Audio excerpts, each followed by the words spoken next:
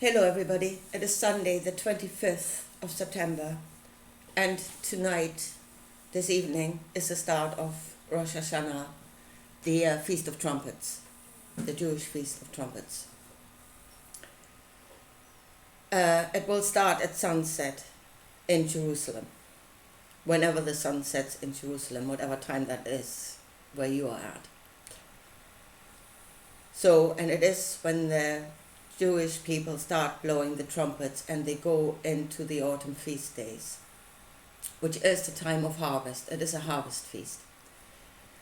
Starting with Rosh Hashanah, going through the days of awe, and then coming to Yom Kippur, which is, I believe, again on the 3rd, I think, but you better look that up. I'm not sure now. I should have looked that up. Of October, and then going for one day, again from evening to evening.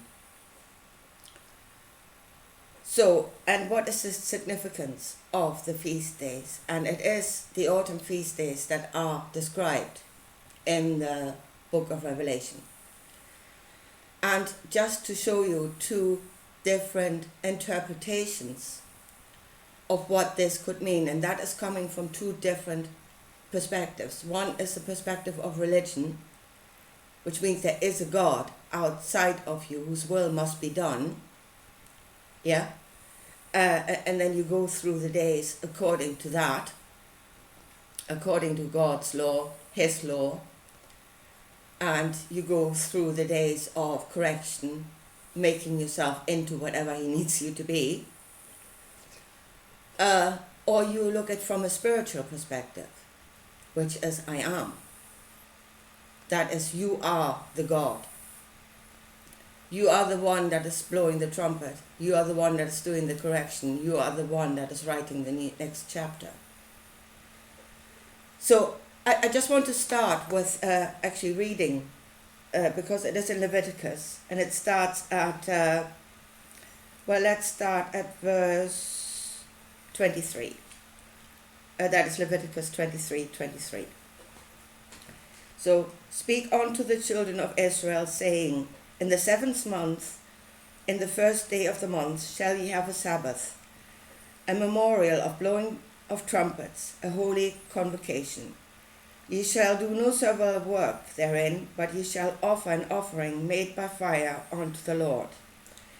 And the Lord spake unto Moses, saying, and on the 10th day of the 7th month there shall be a day of atonement. It shall be an holy convocation unto you, and ye shall afflict your souls, and offer an offering made by fire unto the Lord.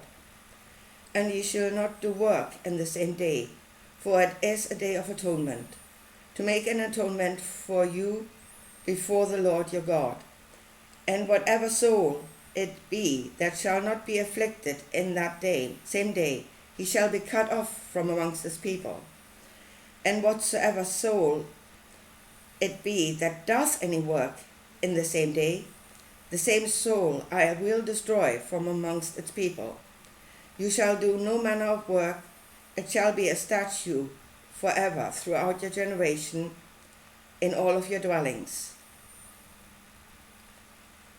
Right, okay, let's leave it at that. So again, from the perspective of religion, it is you go through, you're correcting yourself to do the will of something that is outside of yourself. Yeah? And as I said, they have, this is actually what is written in Leviticus. They have added on to that, and that is their interpretation of what is happening, that on the day of Yom Kippur, the day of atonement, God shall open the book of life, and he shall write in the book of life for the next year. And whoever is in the book shall live, and who is not in the book shall die. Yeah? And then, of course, you have the ceremony of the scapegoat, because the rabbis are very good at finding a way around it, where you send the scapegoat out, and whatever evil shall befall the goat and not yourself. So, but this is from the, as I said, from the perspective, there's a God outside of you, his will must be done, and this is a time of, well, it is a time of punishment. Yeah? Where, if you're not with me, you're going to die. In the end, I will not write you in the book of life. So let's look at this from the perspective of be still and know, and then listen to yourself. Because you've probably thought that or said that many times. Be still and know that I am God. That's what you're supposed to know. I am God. So you are now approaching a time of harvest. You are sifting through the wheats and the tares, and you burn the tares and you go with the wheats. That's to say you blow the trumpet. So what is a trumpet? The trumpet is a moment of where you announce something. You're heralding in a day, an event. Yeah? And you're sounding the trumpet pretty much to focus. You're saying, this is it. I've sounded the trumpet. I'm going, you should have actually gone through the harvest before you do that. Yeah? You've separated the wheats and the tares. You're ready. You're standing with your wheats to offer your wheats. You're sounding the trumpet.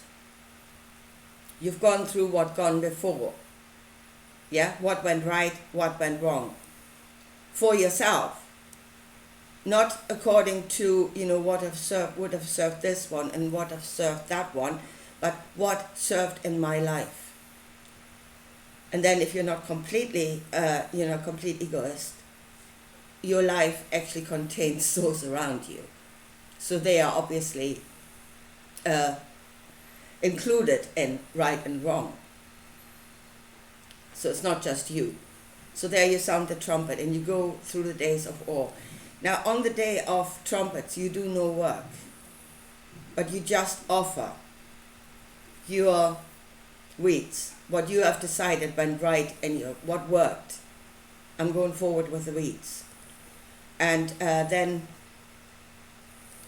go through the days of awe, which is again then not so much, not any more fire, not your thoughts, you've done that, but the time of opening where you can receive revelation other than yourself, concerning your wheats, what you have decided to go forward with. And then comes the Day of Atonement. Again, on that day, you just offer the final version of what shall happen next. You've made your decision about your life, and you offer that decision on the Day of Atonement. And that is not to be judged, to be given. Write that into the book of my life. Yeah, you are God. You're writing no, actually, don't ask somebody else. You are writing this into the book of your life. This is, and those are your, it is a new year. So that is your resolution for the next year. What you're writing into the book. And then believe that you will be given, and whatever you have written in the book will manifest in your life. Good or bad. I mean, you are God in that you can make the decision. You're not omnipresent and omnipotent. Yeah? You could have gotten it wrong. But then the wonderful thing about that is there's going to be another day of atonement and another day of atonement. And you can forever correct yourself, your own desires, your own intentions. Yeah? You're a fool if something goes belly up and you just persist with it, But again, go through the harvest. Think about it. Think about what has happened. And change it. make another decision, go through another days of awe. Now, as for the last part, those who are written in the book and who are not. And again, there is a way of interpretation, yeah, and God shall kill those off that are not part of his book, right? I mean, there is a way of interpretation, and there's a point of light somewhere in that, a possibility that is light. And God will kill off those that are not part of your decision, is about as unenlightened as you can get. So, if you say that, right, so whoever does work in the same day, for it is the day of atonement, to make an atonement for you, and you shall do no work, So whoever's soul it be that shall not be afflicted in the same day, shall be cut off from amongst its people. And whatsoever soul it be that does any work in the same day, the same soul, will I destroy from amongst its people. So if you write a chapter in your book and say this is what will be, then there will be people going in and out of your life. And that is how it is. There will be people that will be on board with what your chapter is, and they will come in and work with you on that chapter, on that intention, whatever it is that should happen in the next year. And there will be those that are not a part of it. Either they're not themselves in some way built. Let's say you want to have a farm in the next year. There are those that are not farmers. Amongst your friends and your family, that they are not farmers. They're just not. So they will probably not be directly part of that chapter. But then to say, whoever does not come and work on my farm shall die is about as daft as you can get. Especially since your farm, your desire, is probably not all. The world is made out of different parts. We are made differently so we can fulfill different parts. So then, and people say that. And people are devising futures right now. And whoever is not part of that future shall die. I say it's as unenlightened as you can get. It is a possible interpretation of what's been said in Leviticus, but it is totally unenlightened.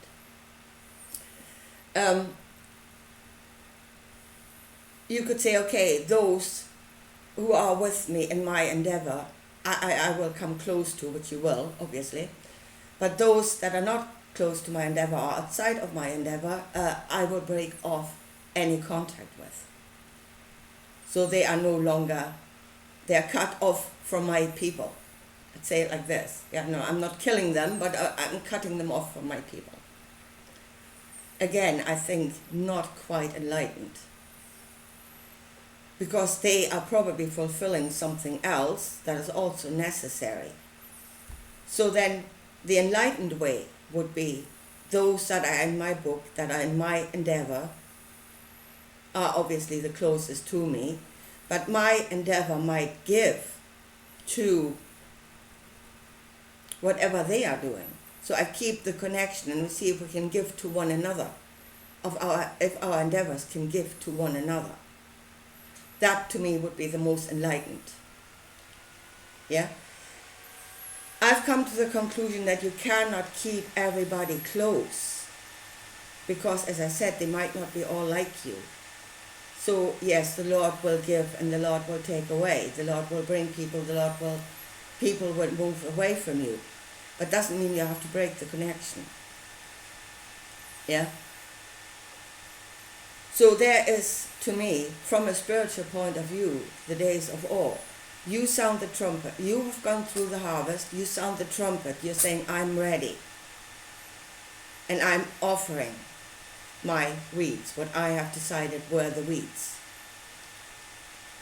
I'm going through a time of correction, and that time the correction is no longer made by the rational mind. It has done its works when it went through the harvest, but a time where you can receive.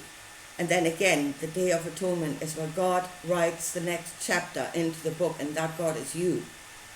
You are writing the new chapter. Or you can go with religion, which means somebody else has got an intention, and you correct yourself to become according to that intention, and then see if you're good enough in the end, whether he will have you or not. But then you become a slave to somebody else's intention, and you are not I am. If you're I am, you write your own chapter at Yom Kippur. So, as I said, I wanted to make this video because it was on my mind that this is the Eve of Rosh Hashanah, and there's the last thought of this. And in the Jewish faith, it is obviously a certain time of the year where this is supposed to happen. The first day of the 7th month, which starts tonight. And you do this once a year.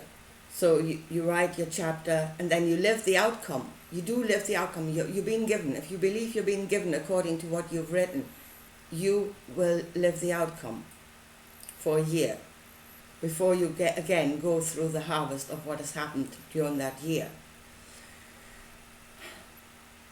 Do you actually have to wait for a year? Does it have to be a certain time a year where this can happen? Now, I would say maybe the thinking comes from that there are times a year where there is a strong energy for manifesting what's written in your book. That could be, that the energy is not always the same during the year. Maybe that's why it's said. But I mean, can you go through that process if you know something is growing belly up? Do you have to wait for a year to correct it, or can you sound the trumpet at that moment? Think what went wrong, sound the trumpet, being given corrections. I mean, you already have your own thought, your own fire about what should do, what is right. That's you have your weeds. But then have it added onto through revelation, and then correct whatever is wrong within 10 days, and not waiting for another year before you even get there. Can Rosh Hashanah be whenever you want it to be? You sound the trumpet and you say it's now, regardless of what time of the month it is. I don't know. I don't know that. It is an interesting question, and it would make things an awful lot easier if you can continuously correct yourself instead of having to wait, having to labor through what was wrong with your intention for an entire year before you correct it. I don't know the right or wrong of that. Something to think about. Anyway, I think, one more point, and that is, when you write the chapter in the book, when you write the chapter on Yom Kippur, when you have your resolution, and that's what it is, it's your resolution for the next year. And as I said, you will live the outcome of that resolution. But what is actually given at that moment? Yeah? Has God now, is it that God has manifested, or that the all has manifested everything for the next year, all the things that you need? Or is the all at that moment changing you to become the person that will attract what that intention will need? So when you write your chapter in your book, you're writing yourself. You're not writing what is going to come, but you are writing yourself. And it will attract what will come. So then every year you are changing yourself. And out of that change, whatever will happen, will happen. And that is again a very, it is an important point to see it the correct way. Because when you say, I am God, that means, and you can change yourself. And God will then create what it creates. So you change yourself, and out of that, the creation will come, will be attracted. That is people, circumstances, whatever it is you need. But what is being changed is you. You are a new person. You become a new beginning. That will write the next chapter, to which the things will be attracted that will create the next chapter. So I am trying to get this straight in my own head and go into the days of awe from the correct perspective, what is to me the correct perspective. And that is as an I am. And what I'm actually asking is, I have a desire. I want to write a new chapter. I want this to change. Because as it is, it's a mess. So I want this to change. I want to write a new chapter for the next year.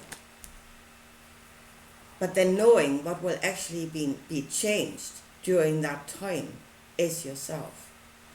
And you must come into agreement. Because I keep hearing, don't fight it. Don't fight it. Don't fight the change of yourself, because that is what you're agreeing to. That you are being changed. Not the world, not everything else, but you. You are being changed. To become that will attract the next chapter.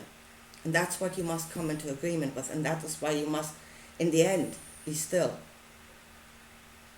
As long as you fight it, as long as you have something against it, as long as the ego is rattling around like a madman in there, it will not happen. Anyway, I think I leave it at that. And good luck to all of us. And talk to you again sometime. Bye.